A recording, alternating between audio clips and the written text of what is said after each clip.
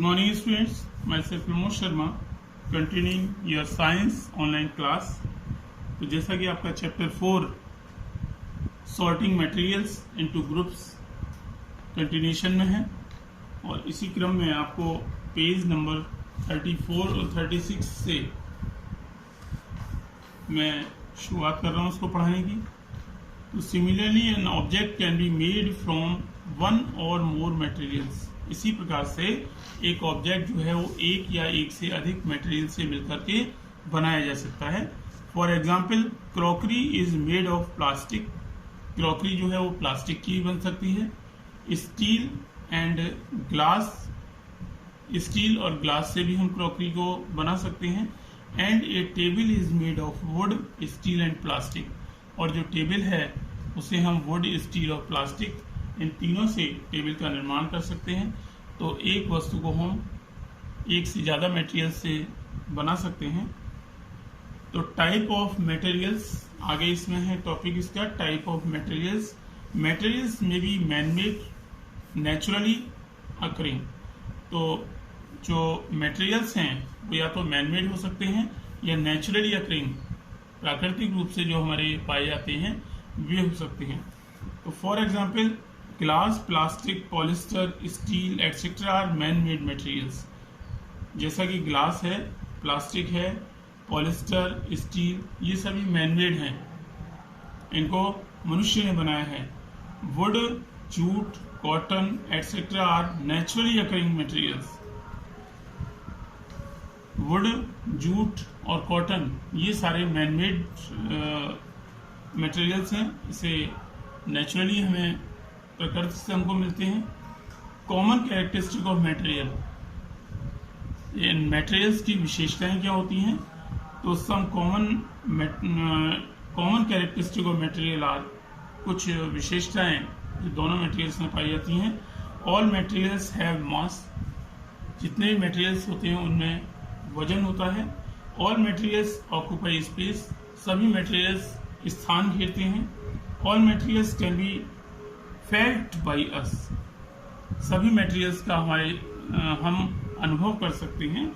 Other than these properties, इन विशेषताओं के अलावा materials have some other properties, materials की कुछ और विशेषताएं भी होती हैं। Which form the basis of their classification, जिसके आधार पर हम उनका क्लासिफिकेशन यानी वर्गीकरण कर सकते हैं।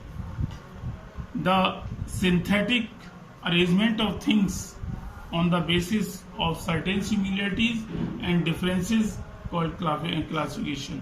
The systematic arrangement, in materials का एक व्यवस्थित तरीके से अरेंजमेंट करना। Things on basis of certain similarities and differences, कुछ समानताओं और डिफरेंसेस के ऊपर इनका क्लासिफिकेशन, इनको बांटना ही क्लासिफिकेशन कहलाता है, वर्गीकरण कहलाता है। Objects are grouped on the basis of their shape, जो चीजें हैं वो उनके आकार के अनुसार।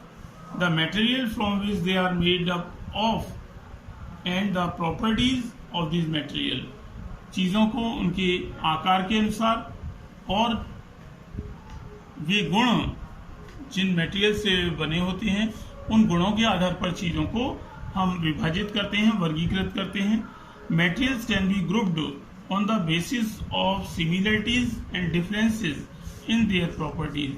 मटेरियल्स को उनकी समानताओं और उनके डिफरेंसेस के ऊपर, उनको समानताओं और डिफरेंसेस के गुणों के आधार पर उनको अलग अलग किया जाता है।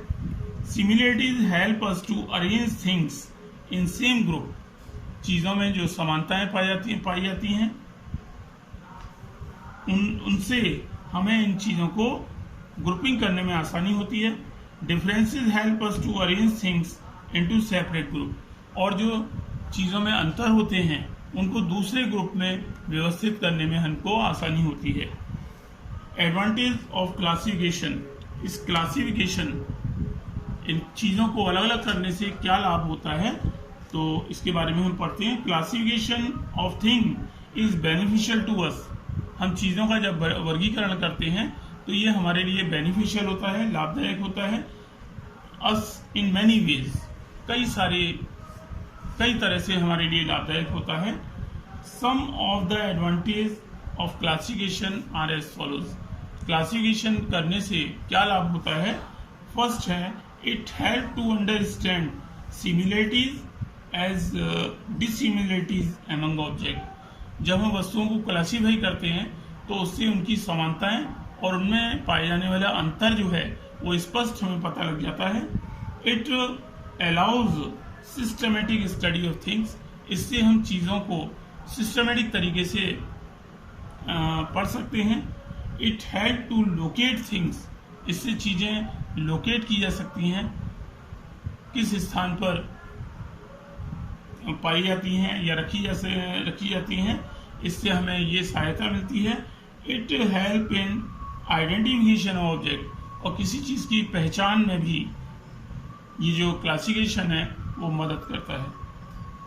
तो again you will study the lesson and try to find out the exercise work of the lesson, fill in the blanks। और इसकी जो दूसरी एक्सरसाइज वर्क है बच्चे इसको पढ़ करके इसे पूरा करने का प्रयास करेंगे।